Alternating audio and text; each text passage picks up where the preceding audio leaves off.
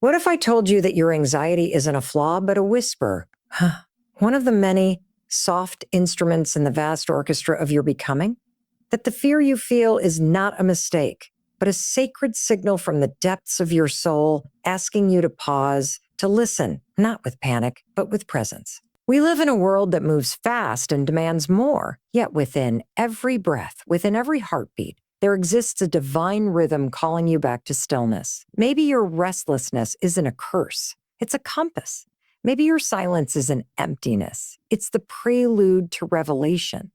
You are not broken. You are becoming. You are being sculpted by something far greater than circumstance, something timeless. So today, we do not fight fear. We learn its language. And in doing so, we remember, you are not here by accident. Your life is a note in a cosmic symphony, echoing a purpose only you were born to play. You know, most people think anxiety is this wild, uncontrollable force, something broken inside of them that needs to be fixed, silenced, or shoved into the corner. But what if I told you that anxiety isn't a malfunction? What if it's actually a message, a signal, a sacred whisper from within? We treat anxiety like the villain of our story. It shows up in our chest, our gut, our racing thoughts, and we immediately go into battle mode. We numb it, avoid it, scroll past it, talk over it. We do everything but listen, because listening feels vulnerable. And for so many of us, feeling vulnerable is terrifying. But here's the truth. Anxiety is not there to ruin your life. It's not chaos, it's communication. It's your body's way of waving a flag, trying to get your attention, telling you something's out of sync. You're pushing too hard. You're not honoring your boundaries. You're not aligned with your truth. Or maybe you're on the edge of something deeply important, and the fear is actually a sign that you're growing. We've just been conditioned to misread the signal. Think about it when your car dashboard flashes a warning light. You don't get mad at the dashboard. You check under the hood. But when your nervous system flashes its warning light, tight chest, spiraling thoughts, shallow breath, we judge ourselves. We think, what's wrong with me? What's wrong with me? Instead of asking, what's this trying to tell me? You see the difference. Anxiety is not the problem. Our relationship to it is. What if, just for a moment, you stopped trying to fix it and started getting curious about it instead? That's where everything begins to shift. Because when you stop resisting anxiety, when you stop treating it like a mistake, something beautiful happens. It softens. You begin to hear it more clearly. You realize it's not screaming because it's cruel. It's screaming because it hasn't been heard, Gamad. And underneath that noise, there's often a deep, tender truth. Sometimes it's a truth you've been avoiding. A job you've outgrown, a relationship you're shrinking in, a version of yourself you've outpaced. And sometimes it's the opposite. It's your potential trying to reach you. It's the edge of transformation that feels like fear because you've never been there before. Let me tell you something that nobody really says. Anxiety can also show up right before a breakthrough, right before you make the call. Step on the stage, speak your truth, take the leap, ends. And because we've labeled anxiety as something bad, we misinterpret that moment. We step back instead of forward. We shrink when we were meant to rise. But here's what's powerful. When you start to recognize anxiety as a messenger, you stop running from it. You start learning the language of your own inner world. You begin to discern, is this fear trying to protect me from harm, or is it just the fear of stepping into something unfamiliar? That distinction, that's everything. This isn't about romanticizing anxiety or pretending it feels good. It doesn't. It can feel suffocating, exhausting, even paralyzing. But the goal isn't to erase it. The goal is to understand it, to make space for it.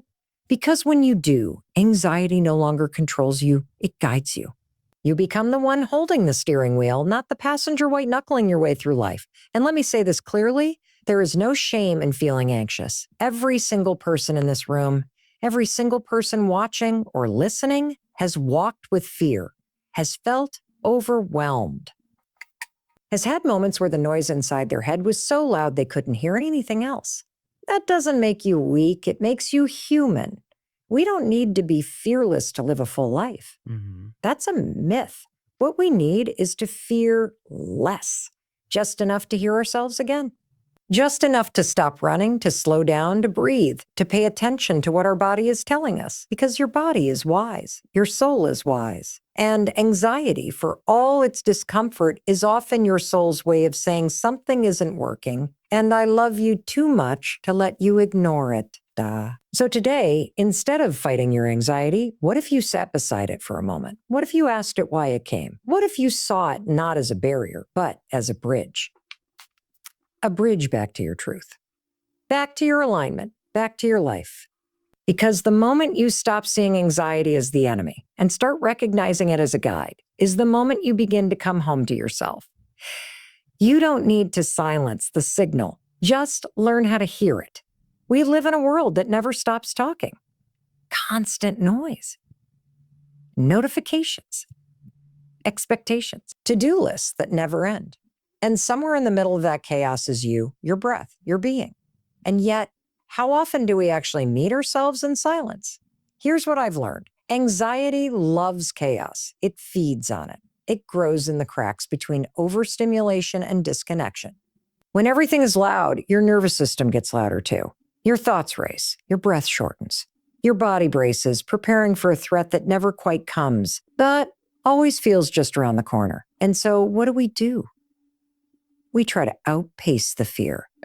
We get busier. We keep moving. We distract ourselves with anything, scrolling, overworking, overeating, anything that drowns out the discomfort. But let me ask you something.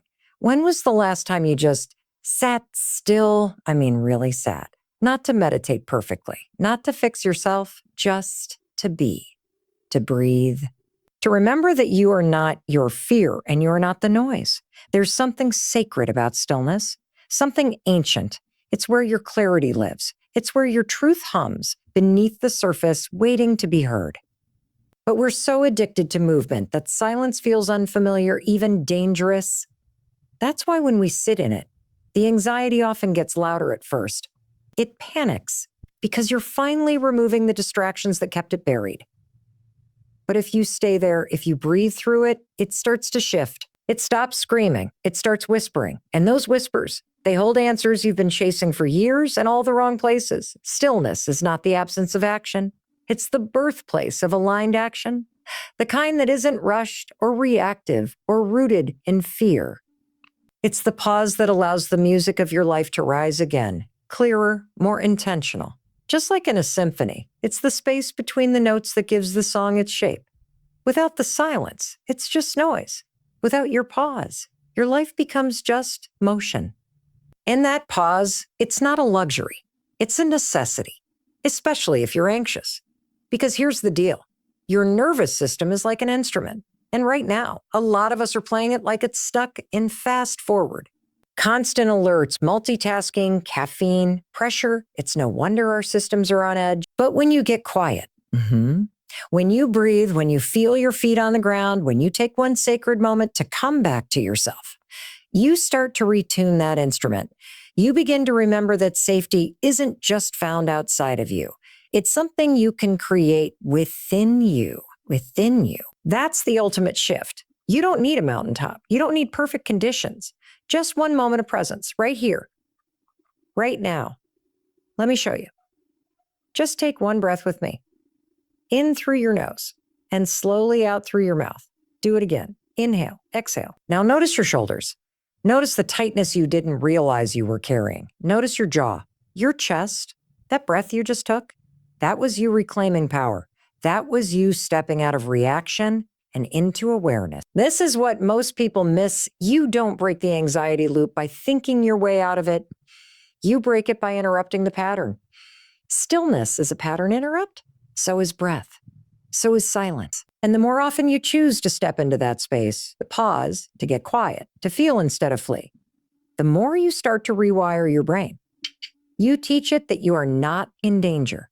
You teach it that calm is available. And over time, your body starts to believe you.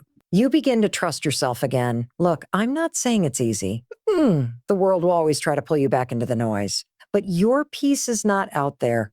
It's in here. And when you practice creating it, even for 30 seconds a day, there's wisdom there. There's healing there. Because you are not meant to be a prisoner to the noise.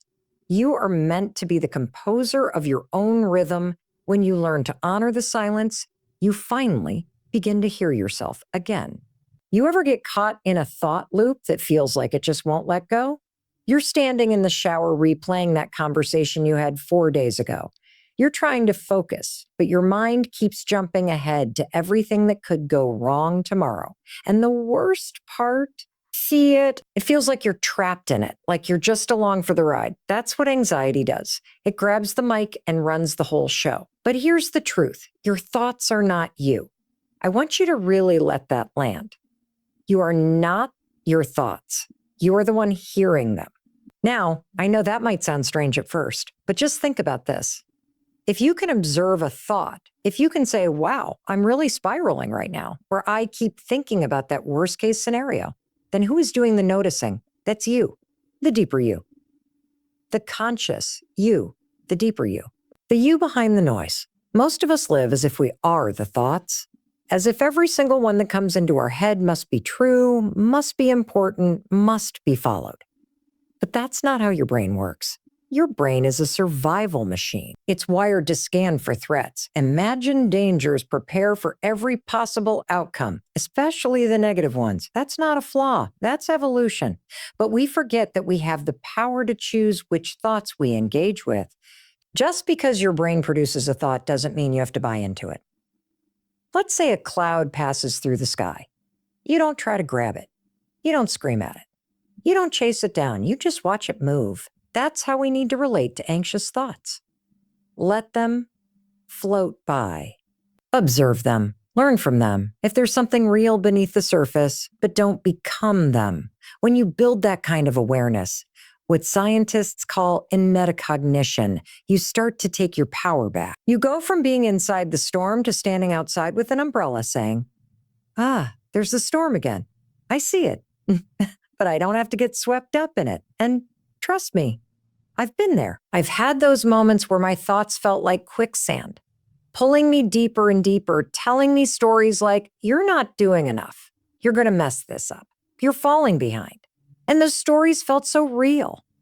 But the minute I could step back and say, wait a minute, that's just a thought. That's not a prophecy. Something shifted. The grip loosened. The noise lost its edge. Now, I'm not saying it happens overnight. This takes practice. It's like strengthening a muscle. You start catching the thoughts a little sooner. You start noticing the patterns. You start creating space between stimulus and response. And in that space, that's where your freedom lives. That's where you choose differently. And you know what's amazing? The moment you realize you can choose, that's when the anxiety loses its power.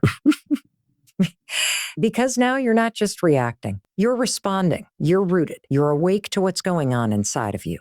Sometimes that choice looks like saying, okay, I hear that voice telling me I'm not good enough, but I'm going to do it anyway. Sometimes it looks like laughing at the absurdity of your own imagination. And sometimes it just looks like breathing through the wave and letting it pass. No judgment, no shame, just awareness. There's a kind of quiet strength that comes from this practice. You stop looking for peace out there because you've found the anchor in here. You're no longer afraid of your own mind. You know how to meet it with compassion, not criticism. And over time, your brain learns that it doesn't have to go into overdrive to keep you safe. You've got it. You're present. You're in charge. And I want to remind you of something, especially if anxiety's been part of your story for a long time. You are not broken. You're just human. And like every human, you're navigating an inner world that's messy, beautiful, and always evolving. But the fact that you can observe your thoughts, that you can witness the chaos and still choose calm, that's not just resilience. That's power. So the next time your mind starts spinning, remember this. That voice in your head, it's not the truth. It's not your identity. It's just a part of the story. And you are the one holding the pen. You don't need to control every thought. You just need to remember who's watching. There's something I want you to feel in your bones, not just hear, not just think about, but feel. You are not alone in this. Not your fear, not your anxiety.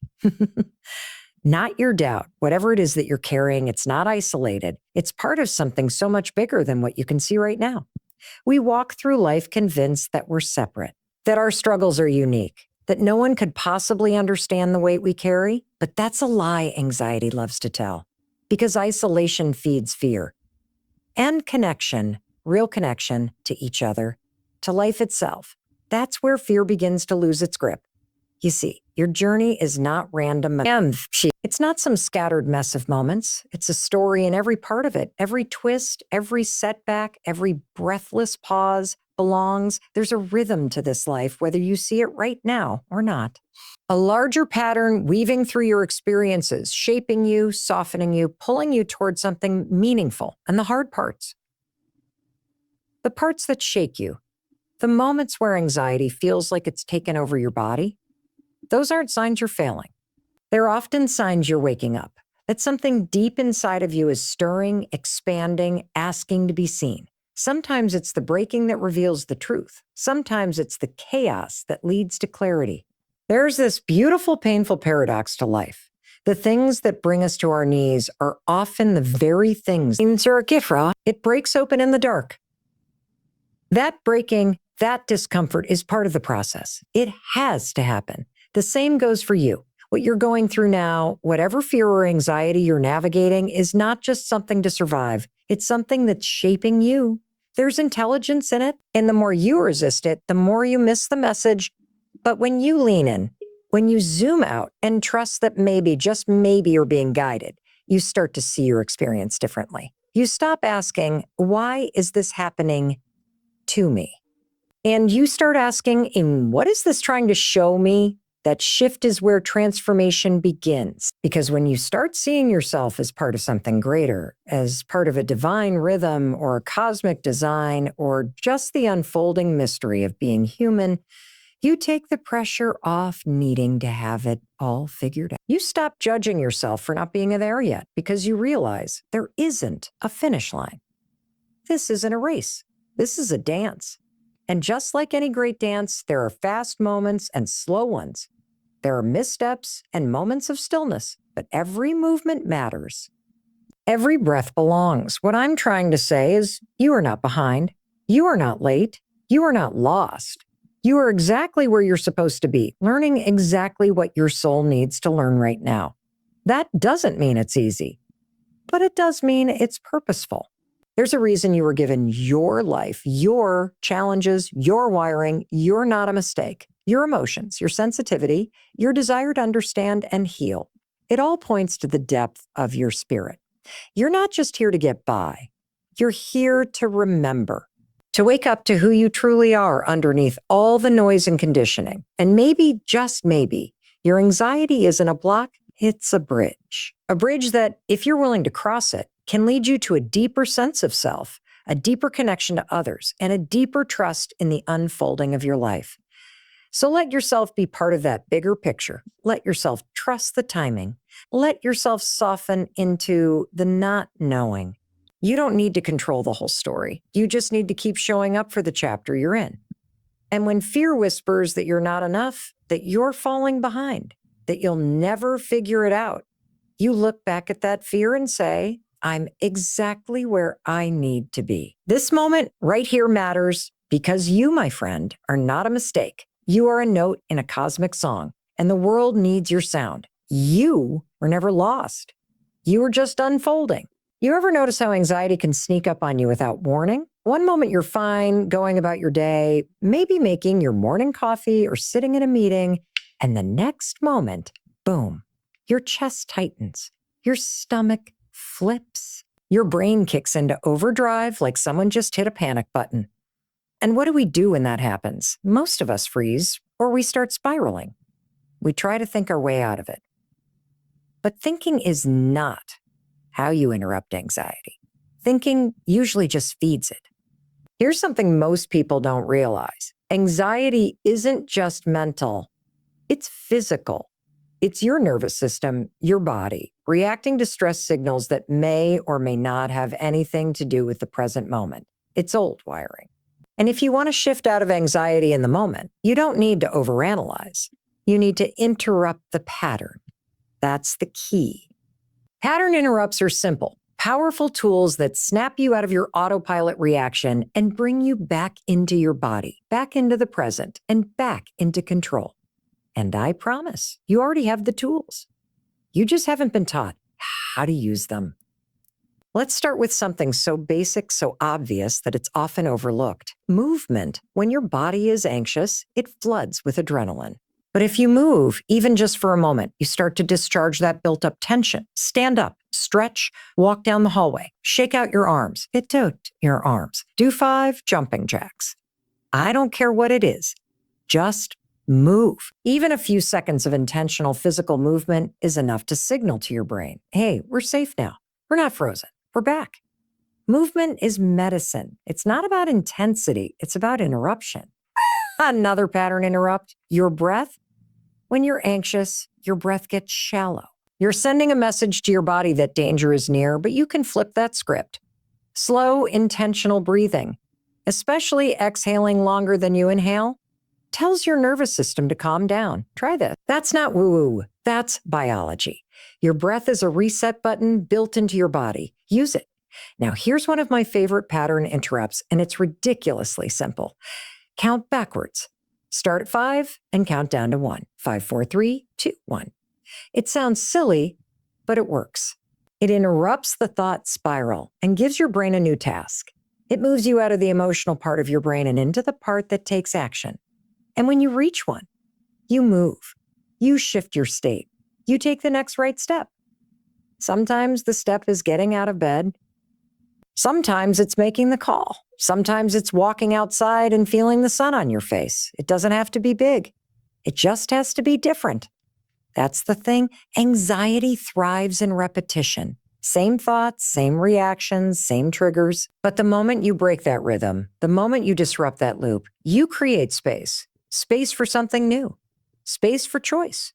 And don't underestimate the power of micro decisions. Small changes, tiny tweaks. You don't need to reinvent your life overnight. You just need to choose one different thing, one new action, one new breath, because momentum builds fast. And once you realize you can interrupt the pattern, you start trusting yourself more. You start feeling less like a victim of your anxiety and more like the leader of your life again.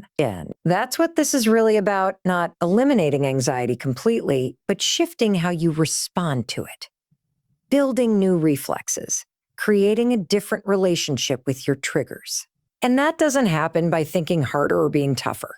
It happens by choosing small, intentional resets in the moment that change your state and redirect your energy. And here's what's wild.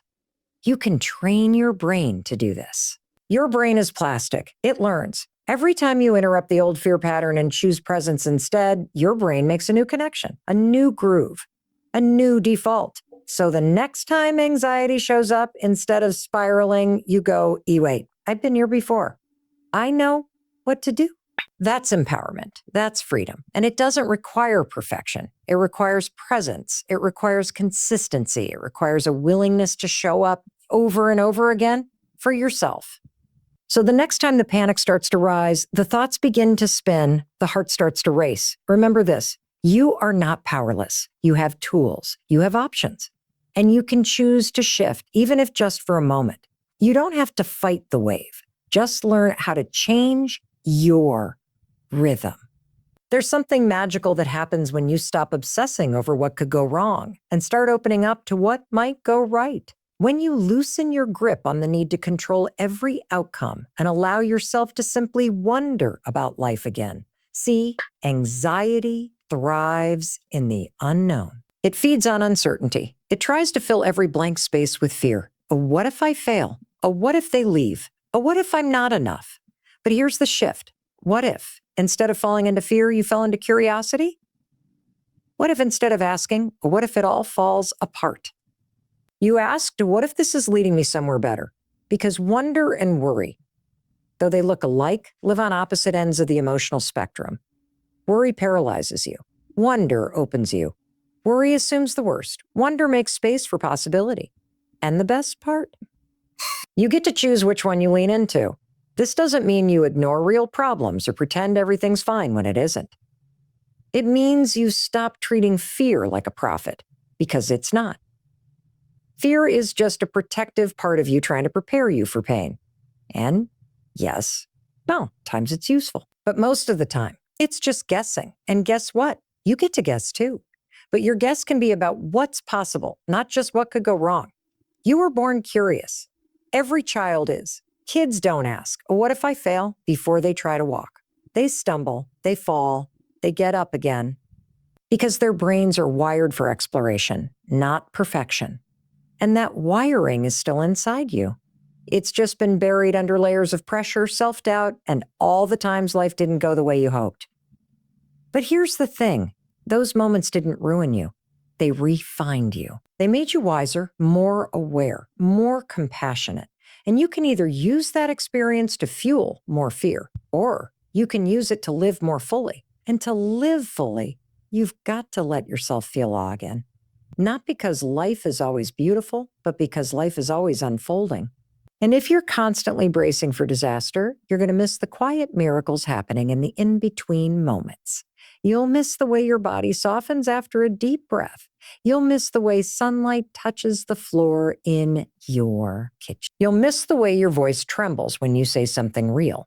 These little moments, they matter. They remind you that life is still worth showing up for, even on the hard days. Choosing wonder isn't just poetic, it's powerful because it shifts your nervous system out of survival mode. It reminds your body, your mind, and your spirit that there is still good here, that you are safe enough to look up, that you can trust the process without needing to control every piece of it. I get it. Trust is hard when you've been hurt. When you felt anxious for so long that it feels like your default setting. But trust isn't about knowing how everything will work out. It's about deciding to move forward anyway. It's about believing that even if you don't see it yet, there's meaning in this moment. That your journey isn't random, that your efforts are planting seeds, even if nothing has bloomed just yet.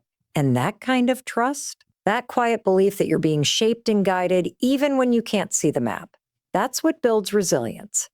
That's what allows you to step into the unknown and say, I don't know what's next, but I'm willing to find out. Because here's the truth. The best things in life often start with a question, not an answer, a moment of wonder, a glimpse of possibility. That's where every new beginning lives, not in certainty, but in curiosity. So instead of letting your brain keep dragging you into worst-case scenarios, challenge yourself to imagine best-case ones too. Play them out. See them clearly. See them clearly.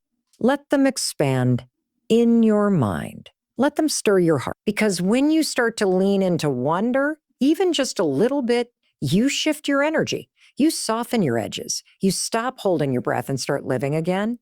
And the more you do that, the more you realize that fear was never asking you to stop. It was asking you to slow down and choose. So choose wonder.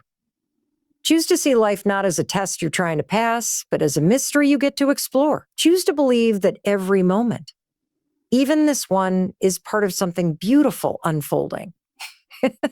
You weren't born to live in fear. You were born to be amazed.